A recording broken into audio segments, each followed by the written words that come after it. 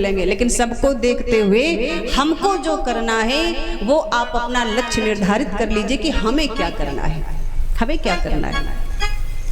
भगवान भोलेनाथ बैठे हैं भवानी के साथ। एक दिन का जिक्र, भगवती पार्वती बैठी भगवान भोलेनाथ से बोली, बाबा हम आपसे कुछ पूछना चाहते हैं। कहा पूछो देवी, क्या पूछना चाहती हूँ। भवानी कहती है, बाबा हमें हमारे पूर्व जन्म की कथा सुनाने का प्रयास करें महाराज, हम आपसे अपने पूर्व जन्म की कथा सुनना चाहते हैं। जब भगवान भोलेनाथ से इतनी बात कही भगवती पार्वती ने, भगवान शंकर बोले, वाह देवी बहुत बढ़िया प्रश्न तुमने किया है, तुम अपने पूर्व जन्म की कथा सुनना चाहती हो। भवानी बोली, हाँ महाराज मैं अपने पूर्व जन्म की कथा सुनना चाहती हूँ। तो भगवान भोलेनाथ कहते हैं, ठीक है आओ देवी सुनो, हम तुम्हें तुम्हारे पूर्व जन्म की कथा सुनाते हैं। आज तो ये भगवती पार्वती हैं, लेकिन पूर्व जन्म में यही सती थी। विचार करिएगा। अच्छा एक बात और बताएं, सती और पार्वती, सती जी ही आकर के पार्वती हुई है, ये सती और पार्वती कोई अलग नहीं है, समझिएगा। सती जी और पार्वती अलग नहीं है, सती जी ही आकर के पार्वती हुई हैं। लेकिन तो कहा लेकिन क्या है, कहा दोनों के जीवन में अंतर है। कहा अंतर क्या है। आपने देखा होगा संसार में जितने भी शिवालय बने हैं, भगवान भोलेनाथ के परिवार के सहित प्राण प्रतिष्ठा जब की जाती है, कोई भी व्यक्ति करवाता है, तो आपने देखा होगा संसार में जितने भी शिवालय बने हैं, भगवान भोलेनाथ के परिवार में अगर देखा जाए तो माता पार्वती आपको मिलेंगी, लेकिन किसी भी शिवालय में भगवान भोलेनाथ के परिवार के साथ में माता सती जी आपको नजर नहीं आएंगी। अगर देखा हो तो बताओ, कहीं पर भी नहीं। पूरे संसार में आप भ्रमण कर लीजिए, पूरे संसार में कहीं पर भी आपको माता सती जो हैं वो भगवान शंकर के साथ नजर नहीं आएंगी, माता पार्वती आपको नजर आएंगी। क्यों, ऐसा क्यों था, ऐसा क्या था।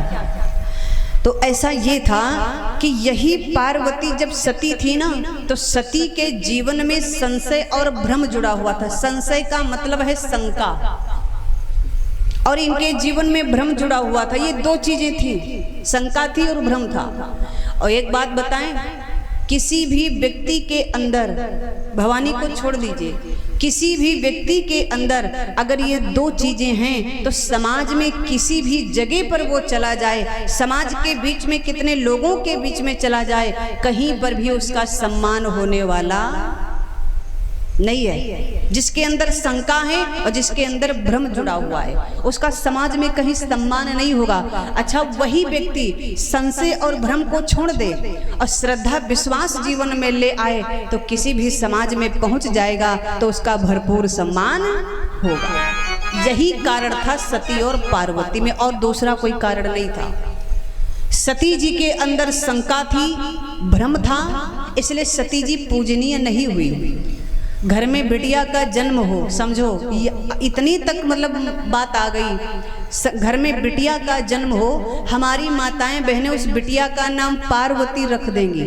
रख देंगी कि नहीं रख देंगी, गौरा रख देंगी, गिरजा रख देंगी, लेकिन कोई भी माँ अपनी बिटिया का नाम सती नहीं रखेगी।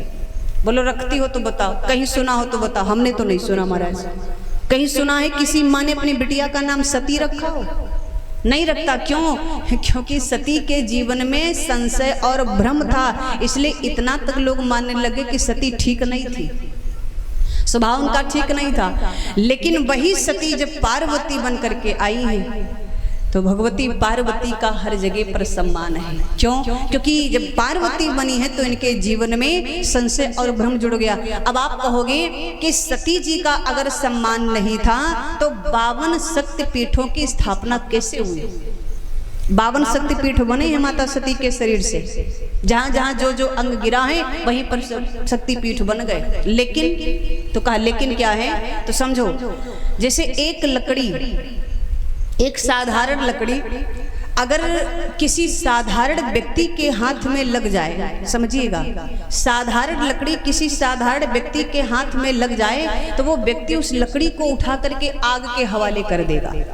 बोलो करेगा कि नहीं करेगा?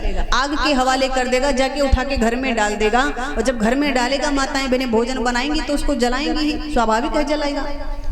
लेकिन वही लकड़ी अगर किसी संत के हाथ में लग जाए, वही लकड़ी अगर किसी भगवान परमात्मा के हाथ में लग जाए, तो वही लकड़ी जगन्नाथ बन करके संसार में पूजनीय हो जाती है। बस अंतर इतना ही था। सती जी के 52 शक्तिपीठों की स्थापना हुई, लेकिन उसमें सती जी का कोई रोल नहीं था, सती जी की महिमा नहीं थी। तो कहा महिमा किसकी थी? बोले महिमा तो भगवान भोलेनाथ की थी, महिमा भगवान शंकर की थी।